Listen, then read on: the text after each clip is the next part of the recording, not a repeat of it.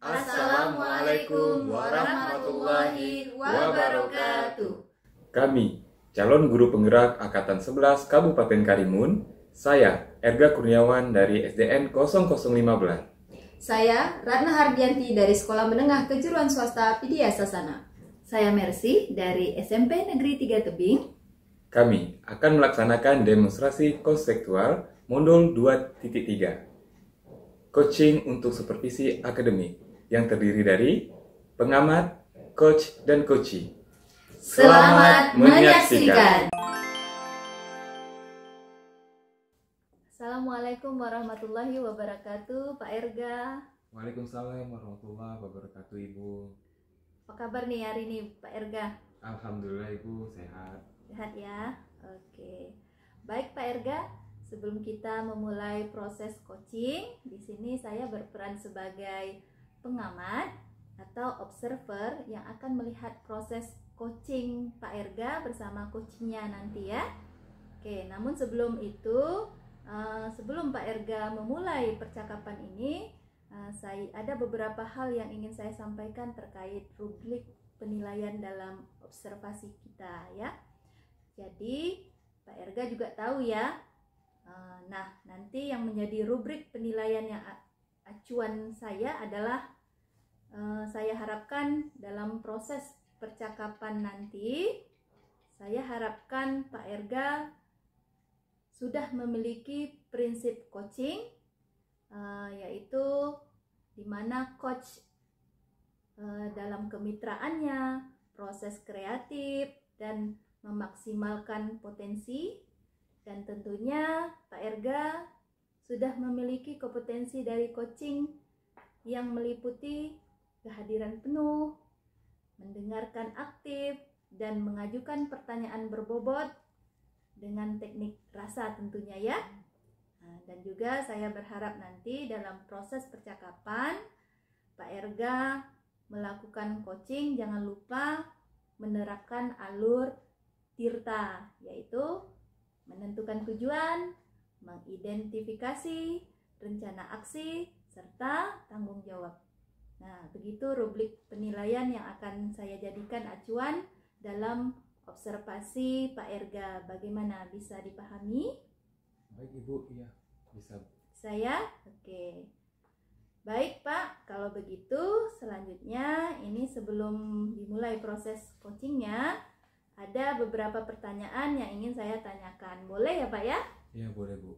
Oke. Yang pertama yaitu kira-kira kompetensi mana nih yang ingin Pak Erga kembangkan dalam proses coaching nanti? Kompetensi yang ingin saya kembangkan itu ada dua, Ibu, yaitu mendengarkan aktif dan mengajukan pertanyaan berbobot melalui teknik rasa. Oke, baik, luar biasa Pak Erga. Pak Erga ingin mengembangkan kompetensi mendengarkan aktif dan mengajukan pertanyaan berbobot melalui teknik rasa ya. Nah, dari kompetensi dua ini kira-kira bagian kompetensi yang mana secara spesifik yang ingin Pak Erga kembangkan pada proses coaching nanti? Baik, Ibu. Nanti kompetensi spesifiknya adalah mendengarkan aktif supaya saya bisa menggali potensi coachee agar mendapatkan solusi yang tepat atas permasalahan yang coachee saya temui, Ibu. Oke, baik. Memang mendengarkan aktif ini adalah salah satu kunci agar bisa menggali banyak hal dari coachee kita ya. Oke, Pak Erga, pertanyaan terakhir nih. Perihal indikator ketercapaian. Kira-kira tolak ukur yang bagaimana nih terkait indikator ketercapaian yang ingin Pak Erga tuju dalam percakapan nanti? Baik, Ibu, indikator keberhasilannya yang ingin saya tuju adalah yang pertama, dalam coaching saya nanti akan menerapkan alur TIRTA, Ibu, secara runtut. Kemudian saya bisa menggali ide-ide dari coachee agar coachee dapat menemukan solusi atas permasalahan yang coachee temui, Ibu. Oke, baik. Semoga dari indikator yang sudah Pak Erga sampaikan terkait prosesnya meliputi tirta. Kemudian ide-ide dari Koci bisa tergali dengan maksimal ya Pak ya, bisa tercapai dalam proses percakapan nanti.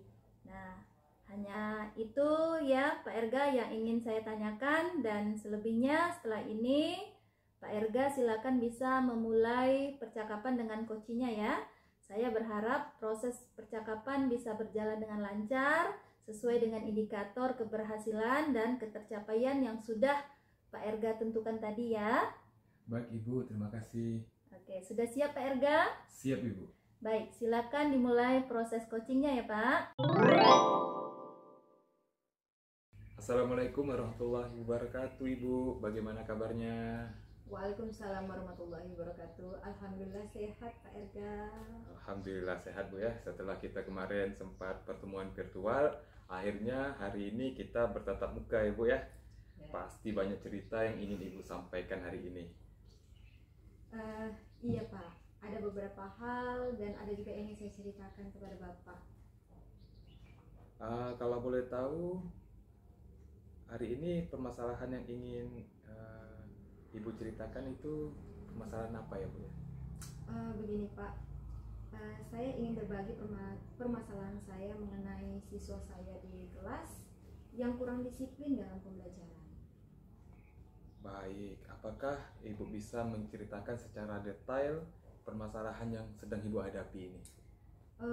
Seperti ini Pak, siswa saya ini sering mengobrol ketika saya sedang menjelaskan materi. Karena dia sering mengobrol, jadi ketika saya memberikan tugas, dia tidak fokus. Dan akibat karena ketidakfokusnya tadi, siswa ini mengganggu teman-temannya yang lain begitu Pak. Oh, seperti itu.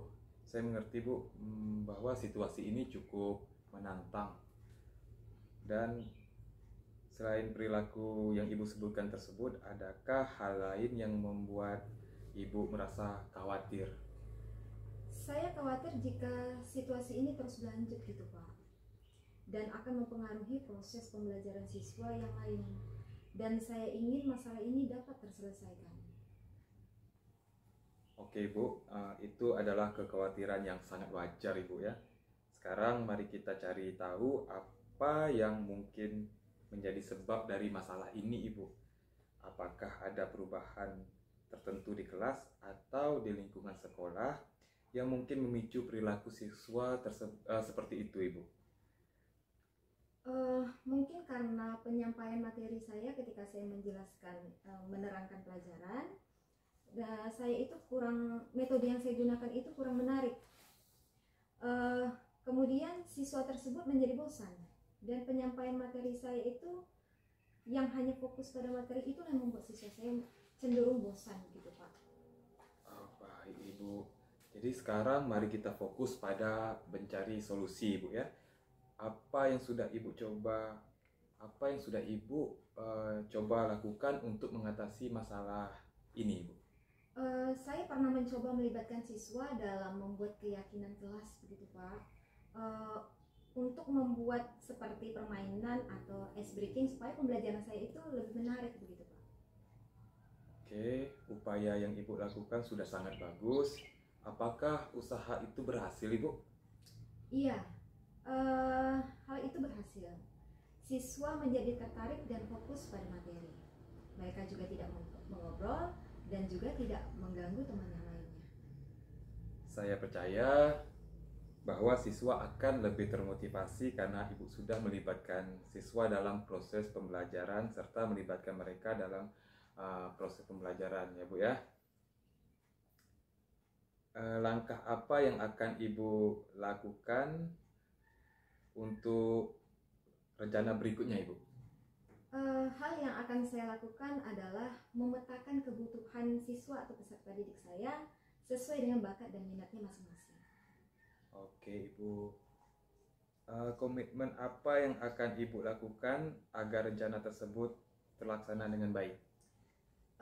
Komitmen saya ke depan, saya akan selalu merencanakan dan melaksanakan proses pembelajaran dengan metode yang dimodifikasi agar siswa atau peserta didik saya itu tidak jenuh. Saya juga akan berkolaborasi bersama rekan sejawat mengenai metode dan model yang sesuai dengan kebutuhan siswa saya. Oke Ibu, terima kasih atas ceritanya. Ibu hebat. Dengan rencana yang hebat, saya yakin dan percaya Ibu pasti bisa. Terima kasih Bapak, karena akhirnya saya bisa memecahkan masalah yang saya hadapi. Saya tidak menyadari bahwa saya mendapatkan solusi dari permasalahan tersebut. Baik Ibu, saya tunggu informasi selanjutnya ya Ibu ya. Baik Bapak, terima kasih banyak Pak Erga. Terima kasih Ibu. Sama-sama Pak. Baik Pak Erga, saya sudah mengamati proses dari percakapan Pak Erga tadi terkait proses coaching ya. Nah, ini sudah ada beberapa catatan nih. Namun sebelumnya saya ingin menanyakan beberapa hal nih Pak. Boleh ya? Boleh Ibu. Oke, pertanyaan pertama, apa yang sudah Pak Erga lakukan dan indikator ketercapaian apa saat coaching tadi? Baik Ibu, pada saat coaching tadi, saya sudah menerapkan prinsip coaching, yaitu kemitraan, proses kreatif, serta memaksimalkan potensi coaching. Kemudian untuk kompetisi inti, yang sudah saya terapkan tadi adalah mendengarkan aktif, serta mengajukan pertanyaan berbobot. Oke, jadi apa yang Pak Erga sampaikan itu sudah sama nih dengan hasil catatan saya. Jadi di catatan saya Pak Erga sudah menjalankan prinsip sebagai kemitraan. Itu terbukti tadi pada saat ngobrol. Pak Erga membangun kesetaraan. Kemudian Pak Erga sudah melakukan prinsip proses kreatif di mana Bapak berusaha menggali seorang coach sehingga mengeluarkan berbagai solusi atau ide untuk menjalankan rencana. Dan Bapak juga sudah mengajukan pertanyaan berbobot agar memaksimalkan potensi dari seorang coach. Dan Pak Erga juga sudah memberikan kompetensi inti tadi yang ingin Pak Erga capai di prasupervisi tadi. Ada dua ya, mendengarkan aktif dan mengajukan pertanyaan berbobot. Dari catatan saya itu juga sudah terlaksana. Dan yang paling penting dari proses tadi, saya mencatat bahwa Pak Erga sudah melakukan coaching dengan menerapkan alur tirta. Nah, di mana Pak Erga memulai dengan tujuan, kemudian identifikasi, rencana aksi, dan tanggung jawab. Alhamdulillah, dari gambaran umum dari catatan saya, Pak Erga sudah melakukan proses coaching dengan sangat baik. Luar biasa. Nah, semoga proses ini menjadi bekal untuk kedepannya. Ketika melakukan proses coaching, bisa sesuai dengan diharapkan dalam paradigma coaching. Terutama pada saat pelayanan coaching Pak Erga, tetap berpegang teguh pada alur tirta. Terima kasih Pak Erga. Proses yang sangat luar biasa. Baik Ibu, terima kasih Ibu. Oke, selanjutnya pertanyaan terakhir nih Pak. Sesuai dengan hasil coaching tadi, kira-kira nih kompetensi apa lagi nih yang Pak Erga ingin kembangkan berdasarkan proses coaching tadi? Baik Ibu, kompetensi yang ingin saya kembangkan selanjutnya itu adalah kehadiran penuh Ibu, agar dapat lebih fokus dalam memaksimalkan potensi coaching, sehingga dapat menemukan ide-ide yang tadi dengan maksimal. Oke, baik Pak Erga, luar biasa sekali. Saya rasa cukup sekian diskusi kita hari ini. Sukses selalu untuk Pak Erga dan selamat sore. Selamat sore Ibu.